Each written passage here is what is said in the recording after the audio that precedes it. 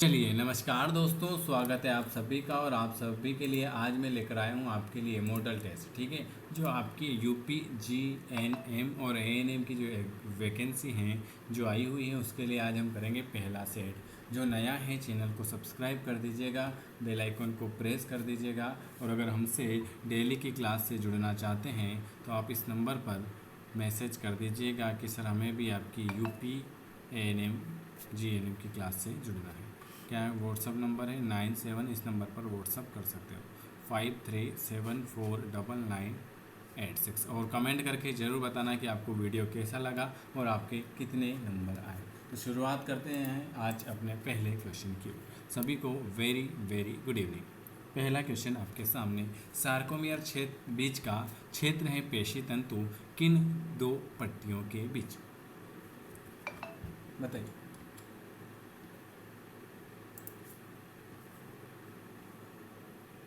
बिल्कुल आपका सही जवाब आ जाएगा। उत्तर प्रदेश एएनएम और जीएनएम की जो वैकेंसी आई है उसकी क्लास आज से स्टार्ट हो चुकी है। Very good. तो सार्कोमियर बीच का क्षेत्र है पेशी तंतु, वो हो जाएगा दो जेट पट्टियों के मध्य। ठीक है, हम कम समय में ज़्यादा क्वेश्चन करेंगे। लिम्फोसाइट किन केशिकाओं के बनते हैं? लिम्फोसाइट जो हैं वो किन केशिकाओं के बनेंगे? तिल्ली, अस्थिमज्जा, यकृत या केशिका की?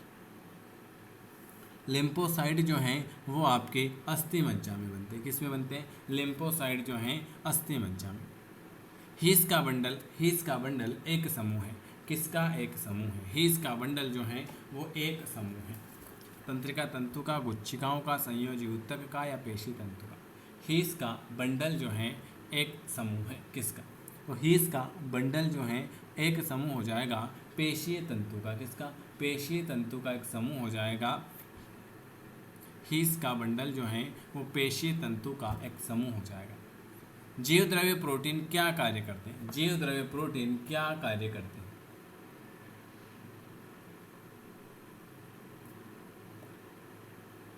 जीव द्रव्य प्रोटीन क्या कार्य करते हैं? Very good. जीव द्रव्य प्रोटीन जो है पोषक क्रिया, फिजियोकेमिकल क्रिया, वहन क्रिया, सभी इन सभी का। ऑप्शन आपका डी वाला आ जाएगा। कंडरा एक संरचना है जो किसको जोड़ती है? कंडरा एक संरचना है जो जोड़ती है। बताइए। अस्थि को दूसरे अस्थि से कि तंत्रिका को एक पेशी से? कंडरा एक संरचना है जो जोड़ती है। तो कंडरा एक संरचना है जो एक पेशी को एक अस्थि से जोड़ेगी। क्या करेगी?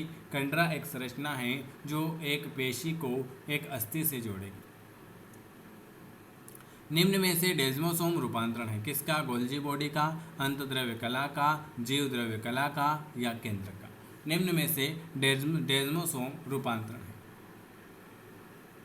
जीव द्रव्य कला का। जीव द्रव्य कला का डेस्मोसोम जो है वो किसका रूपांतरण है? जीव द्रव्य कला का। स्तन ग्रंथियां होती हैं रूपांतरित श्वेत ग्रंथियां में, तेल ग्रंथियों में, त्वक ग्रंथियों में या गंध ग्रंथियों में? स्तन ग्रंथियां किस में रूपांतरित होगी? Very very good. स्तन ग्रंथियां जो हैं वो श्वेत ग्रंथियों में रूपांतरित होगी। स्तन ग्रंथियां जो हैं वो श्वेत ग्रंथियों में रूपांतरित होगी। एक सामान्य मनुष्य के लिए लगभग क्या आवश्यक है? कितने किलो कैलोरी की आवश्यकता होती है एक सामान्य मनुष्य के लिए? Very good. एक सामान्य मनुष्य के लिए 2900 किलो कैलोरी शक्ति प्रतिदिन की आवश्यकता होती है। जिस प्रकार हाइड्रोक्लोरिक अम्ल पेप्सिनोजेन के लिए है, ठीक उसी प्रकार हीमोग्लोबिन ऑक्सीजन के लिए है क्या? नहीं। एंट्रोकाइनेज जो होता है वो टिप्रेनोसोन के लिए होगा। एंट्रोकाइनेज जो होता है वो टिप्रेनोसोन के लिए होता है। ऑप्शन आपका बी वाला। कमेंट जरूर करें और चैनल को जरूर सब्सक्राइब करें अगर वीडियो आपको पसंद आता है। तो आपकी डेली से आज से एक वीडियो मिलता रहेगा, आपको लाइव क्लास भी मिलती रहेगी। कोलेस्ट्रॉल का निर्माण किसके द्वारा होगा? कोलेस्ट्रॉल का जो निर्माण होगा वो किसके द्वारा होगा? तो कोलेस्ट्रॉल का निर्माण जो होता है वो आपके यकृत के द्वारा होता है। किसके द्वारा? कोलेस्ट्रॉल का निर्माण जो होता है वो आपके यकृत के द्वारा होता है। किसी भी एक जोड़े के दोनों पारिभाषिक शब्द एक ही चीज को प्रदर्शित करेंगे। किसी भी जोड़े के दोनों पारिभाषिक शब्द एक ही चीज को प्रदर्शित करेंगे।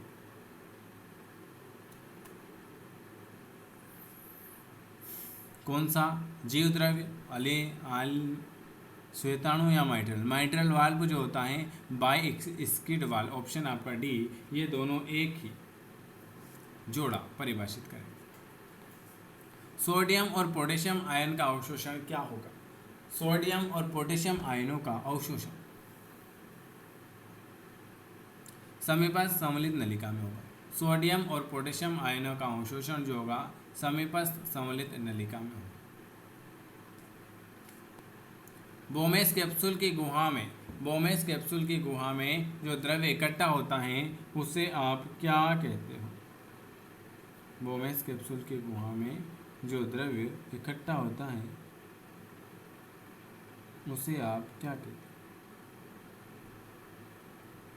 बिल्कुल, बोमेस कैप्सूल की गुहा में जो द्रव्य इकट्ठा होता है उसे हम कहते हैं रक्त प्रोटीन रहित रक्त प्लाज्मा। क्या कहते हैं? रक्त प्रोटीन रहित रक्त प्लाज्मा।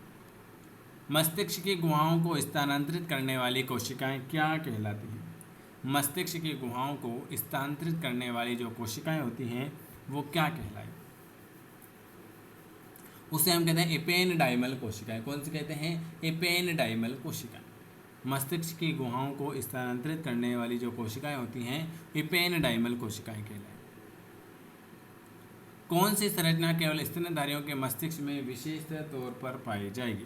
कौन सी ऐसी संरचना है जो मस्तिष्क में विशेष तौर पर पाई जाएगी?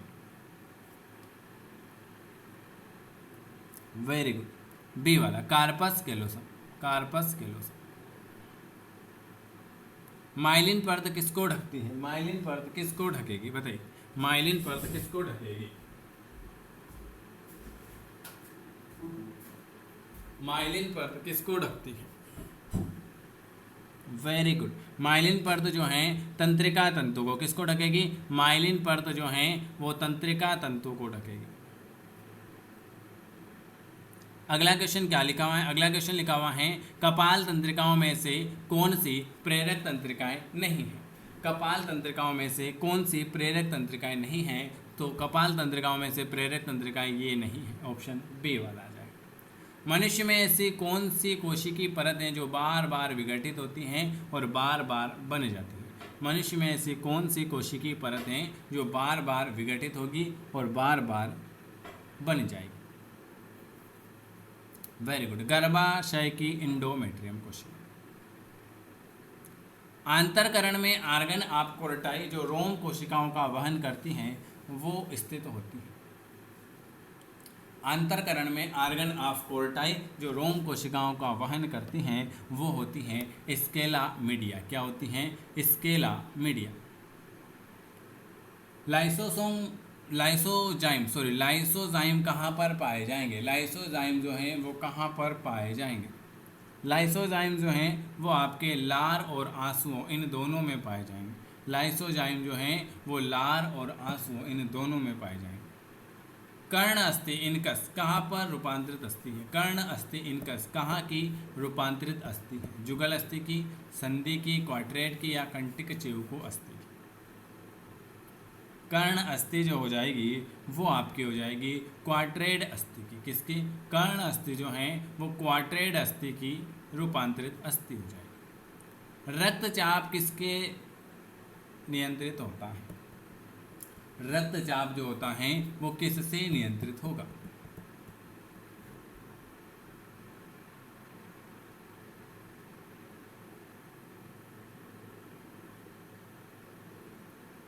रक्तचाप जो होता है वो एड्रिनल ग्रंथि से, एड्रिनल ग्रंथि से। पित्तपिंड के अनुरक्षण के लिए, पित्तपिंड के अनुरक्षण के लिए कौन सा हार्मोन्स जिम्मेदार है? पित्तपिंड के अनुरक्षण के लिए कौन सा हार्मोन्स जो हैं वो जिम्मेदार हैं? सी वाला, प्रोजेस्टेरोन। प्रोजेस्टेरोन पित्तपिंड के अनुरक्षण के लिए जो हार्मोन्स जिम्मेदार हैं वो हो जाएगा आपका प्रोजेस्टेरोन हो जाएगा। एमनीओसेंटिस में किसका विश्लेषण किया जाएगा? एमनीओसेंटिस में किसका विश्लेषण किया जाएगा?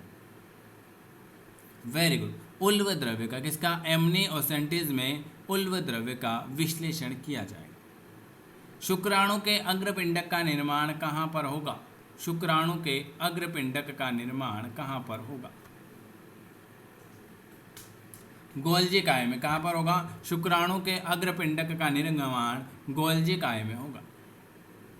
विज्ञान जो पैतृकता को वातावरण से संलग्न करेगा वो कौन सा है? विज्ञान जो पैतृकता को वातावरण से संलग्न करेगा 26 का, वो हो जाएगा जीन पारिस्थितिक। कौन सा हो जाएगा? जीन पारिस्थितिक हो जाएगा। मनुष्य में लिंग संलग्न की वंशागति मुख्यतः कैसी होगी? मनुष्य में लिंग संलग्न के वंशागति कैसी होगी? एक्स गुणसूत्र से। कैसी होगी? एक्स गुणसूत्र से। क्लाइनफेल्डर सिंड्रोम में गुणसूत्रों का क्रम। क्लाइनफेल्डर सिंड्रोम में गुणसूत्र का क्रम। ये क्वेश्चन थोड़ा सा गलत है, ठीक है। कौन सा केवल आरएनए में पाया जाएगा लेकिन डीएनए में नहीं? कौन सा केवल आरएनए में पाया जाएगा लेकिन डीएनए में नहीं?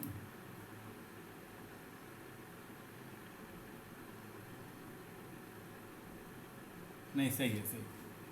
28 का क्लाइनफेल्डर सिंड्रोम होता है XXY। कौन सा आरएनए? आरएनए का फुल फॉर्म और डीएनए का फुल फॉर्म आप मुझे कमेंट करके जरूर बताना। कौन सा केवल आरएनए में पाया जाएगा लेकिन डीएनए में नहीं? तो यूरेसिल आ जाएगा। और मंगोलिज्म को क्या कहते हो? Down syndrome. ये मैंने आज आपको 30 क्वेश्चन करवाए हैं। अगर आपको वीडियो पसंद आता है तो लाइक करना है, शेयर करना है, सब्सक्राइब करना है। और हमसे डेली की क्लास में जुड़ना चाहते हैं तो इस नंबर पर व्हाट्सअप कर देना है 9753749986 पर, और मैसेज कर देना कि सर हमें भी आपकी यूपी एएनएम और जीएनएम वाली क्लास से जुड़ना है, ठीक है। इसलिए आप सभी का वीडियो देखने के लिए धन्यवाद। चैनल को जरूर सब्सक्राइब करें जिससे आपको नोटिफिकेशन मिलता रहे। नमस्कार दोस्तों, स्वागत है आप सभी का। और आप सभी की छत्तीसगढ़ बीएससी नर्सिंग की तैयारी बहुत अच्छे से हो गई होगी, है ना। कल का दिन बचा हुआ है शेष, और परसों आपका एग्ज़ाम है, तो सभी को बेस्ट ऑफ विशेष, ठीक है। आप सभी जो एडमिट कार्ड पे लिखा हुआ है वो एक बार पढ़ लेना, और जो ले जाना है वो सभी कुछ व्यवस्थित ले जाना, और समय से पहले वहाँ पर पहुँच जाना, ठीक है। जो नया है चैनल को सब्सक्राइब कर दीजिएगा, और जिन्होंने PDF ली है 99 वाली वो एक बार ज़रूर पढ़ के जाए, ठीक है। कल और आज भी बहुत सारों ने ली हैं, तो एक बार उनसे निवेदन है कि वो ज़रूर पढ़ के जाएं। और हमसे जुड़ना चाहते हैं तो इस नंबर पर व्हाट्सअप कर सकते हैं, और पेपर कैसा जाए वो भी बताना है। और ये क्वेश्चन डेमो के रूप में आपको भी बता देता हूँ, अगर आपको अभी भी लेना है तो आप ले सकते हो। 99 रुपये में आपको 2000 क्वेश्चन मिल जाएंगे। तो आप आज भी पढ़ सकते हो, कल का दिन भर है और परसों का है आपका, ठीक है। तो आप आराम से इसको पढ़ सकते हो। तो ये डेमो के रूप में देख लीजिए किस तरह से आपको क्वेश्चन मिलेंगे। क्वेश्चन के नीचे आंसर आएंगे। चैनल को जरूर सब्सक्राइब करें, ठीक है। चलिए पहला क्वेश्चन। तो निम्नलिखित में से कौन सा द्विगुणित संरचना है? द्विगुणित संरचना आ जाएगा आपका युग्मज आ जाएगा। चलिए देख लेना आप आराम से। प्रोजेस्टेरॉन हार्मोन्स का स्त्रावण कैसे होता है? प्रोजेस्टेरॉन हार्मोन्स का स्त्रावण कैसे होता है? बिल्कुल कार्पस लूटियम से। कार्पस लूटियम से। मानव मादा में गर्भकाल जो होता है, मानव मादा में गर्भकाल जो होता है वो कितने दिन का होगा? मानव मादा में गर्भकाल 9 माह का होगा। स्तनपायी जीवों में नर हार्मोन्स की उत्पत्ति कहाँ से होती है? स्तनपायी जीवों में नर हार्मोन्स की उत्पत्ति कहाँ से होगी? लीवर से, अंडकोश में, किडनी में या फेफड़े में? तो स्तनपायी जीवों में नर हार्मोन्स की उत्पत्ति जो होती है अंडकोश से होगी, अंडकोश से। प्रत्येक मासिक चक्र के दौरान अंडोत्सर्ग जो होता है वो कैसा होता है? प्रत्येक मासिक चक्र के दौरान अंडोत्सर्ग जो होता है वो एक अंडाणुओं का होगा, एक अंडाणु का होगा। अंडाशय में अंडाणुओं का निर्माण कैसे होता है? अंडाशय में अंडाणुओं का निर्माण कैसे होगा? बिल्कुल अंड जनन के द्वारा। किसके द्वारा? अंडाशय में अंडाणुओं का निर्माण जो होता है अंड जनन के द्वारा होगा। एस्ट्रोजन और प्रोजेस्टेरॉन स्रावित होता है। एस्ट्रोजन और प्रोजेस्टेरॉन जो है वो स्रावित होता है। Very good. अपरा से, क्या अपरा से। चलिए अगला क्वेश्चन है, जब संतति की उत्पत्ति एकल जनन द्वारा होती है तब यह क्या कहलाता है? जब संतति की उत्पत्ति एकल जनन द्वारा होती है तब वो क्या कहलाता है? वो कहलाता है अलैंगिक जनन। क्या कहलाता है? जब संतति की उत्पत्ति एकल जनन द्वारा होती है तब वो जो कहलाता है अलैंगिक जनन कहलाता है। एक्रोसोम का भाग है, एक्रोसोम भाग है डीएनए का, आरएनए का, शुक्राणु का या नन, इनमें से कोई नहीं। एक्रोसोम किसका भाग है? एक्रोसोम जो है आपके शुक्राणु का भाग है। अगला क्वेश्चन लिखा हुआ है, ग्रीवा किसमें पाया जाता है? ग्रीवा किसमें पाया जाता है बताइए, ग्रीवा किसमें पाया जाएगा? तो ग्रीवा जो है वो गर्भाशय की बॉडी और योनि के बीच में पाया जाएगा। निम्नलिखित में से मासिक चक्र अवधि के लिए कौन सा सही कथन है?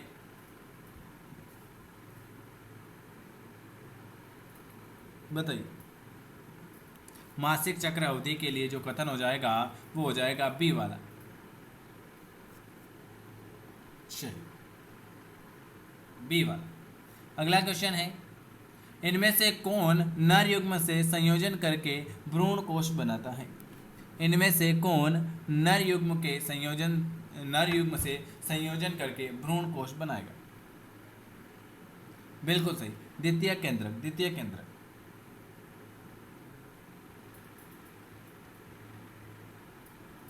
द्वितीय केंद्रक। जीवों में प्रजनन की क्रिया, जीवों में प्रजनन की क्रिया बताइए।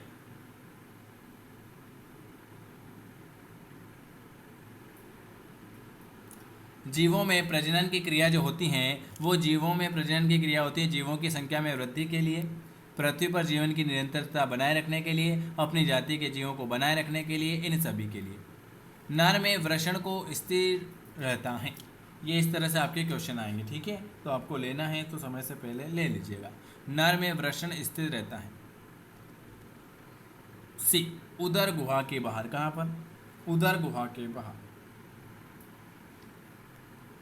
मानव में निषेचन होता है, मानव में निषेचन होता है, मानव में निषेचन होता है।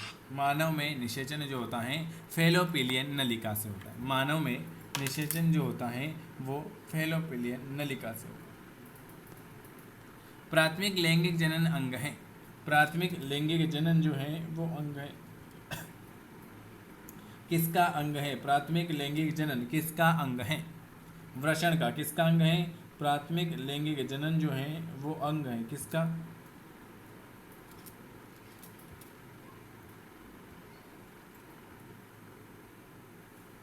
वृषण का। अंडाशय द्वारा उत्पन्न मादा युग्म, अंडाशय द्वारा उत्पन्न मादा युग्म कौन सा है? सी वाला, अंडाणु हो जाएगा। योनि द्वार प्राय एक पतली झिल्ली से ढका हुआ होता है जिसे आप क्या कहते हैं?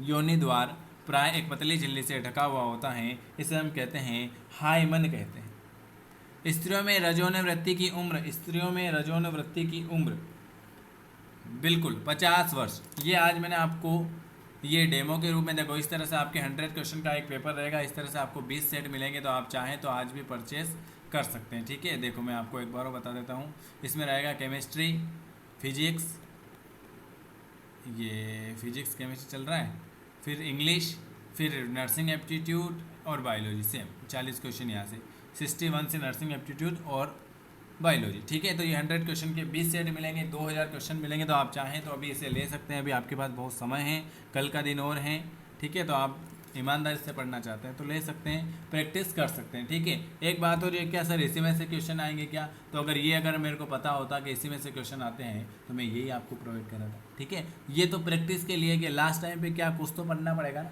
तो जिनको लेना है अभी ले सकते हैं 99 रुपये में सारी PDF। जैसे आप पेमेंट करते हो 1 मिनट में आपकी PDF आपके व्हाट्सअप पर आ जाएगी, ठीक है। जिनको लेना है इस नंबर पर व्हाट्सअप कर सकते हैं, और डेमो देखना है तो भी आप मुझे मैसेज कर सकते हैं। कल आपके लिए एक पूरा सेट करवाऊँगा 100 नंबर का, सुबह 6 बजे आपके पास लाइव क्लास आ जाएगी, ठीक है। वीडियो अच्छा लगे तो लाइक शेयर कर देना और चैनल को जरूर सब्सक्राइब करना। कल मैं आपको वेरी IMP क्वेश्चन करवाऊँगा। धन्यवाद।